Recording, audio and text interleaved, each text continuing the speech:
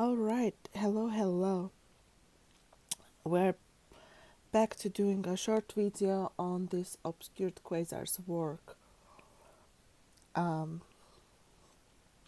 First of all, thank you, God, for giving me this time that I've been working on this exciting project. And I was thinking about it. That thank you that I have a little in our little studio, a really nice space set for my work, a desk, a computer, um, my papers and pens, etc. And I don't know where all my nice pens went. I don't know what I did with them. I have to find them. Okay, so let's start.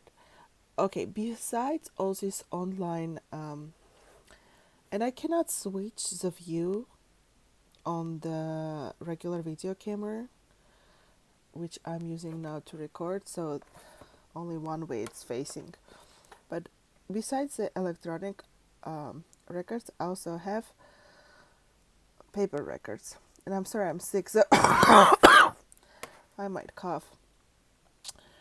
Yeah, the work is slowed when you are sick, but what can you do? Especially if you have also kids who get sick, catch 22. But this folder method, I'm using, I have perfected. I don't know. I give credit to my French studies, to my French teachers in my French studies, because they, taught how to keep nice binders for each class or each project. So I have this one for obscure quasars. There's not much there now, and hopefully it's gonna be less and less because I'm trying to go electronic, but I'm not there quite yet. So I have research notes which I file, and sometimes it's chronological, sometimes reverse chronological order. And then literature, the papers that are relevant, because sometimes I write or highlight things that I'd like to get back to.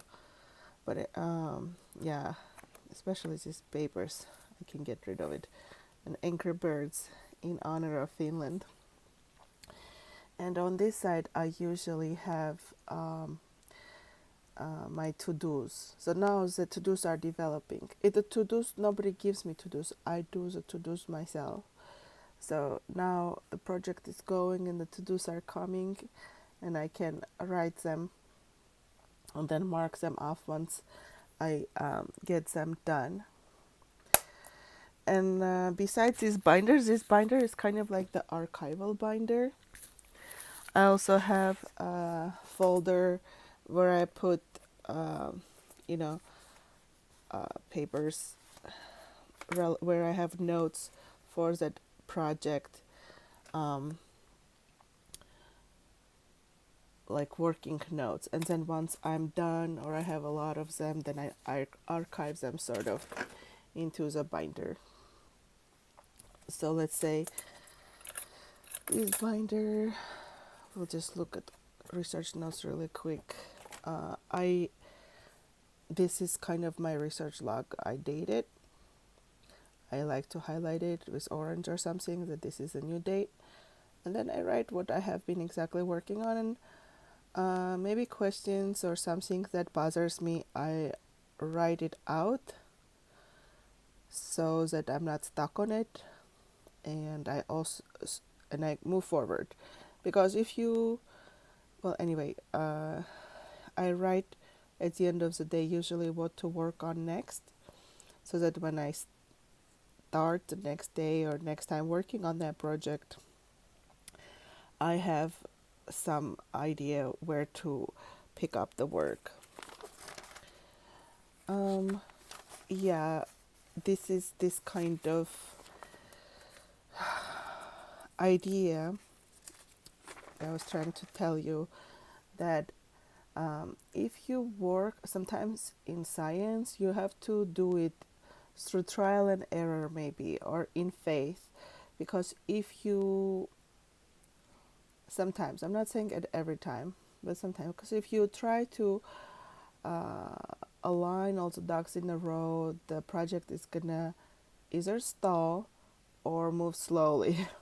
You can always go back to improve. So sometimes it's okay to have, what can you work on next? What can you work on? If something is not working, like, work on something else. So anyway, in the video tutorial, I work in detail on one quasar from one observing date, but I have made observations on 4 nights.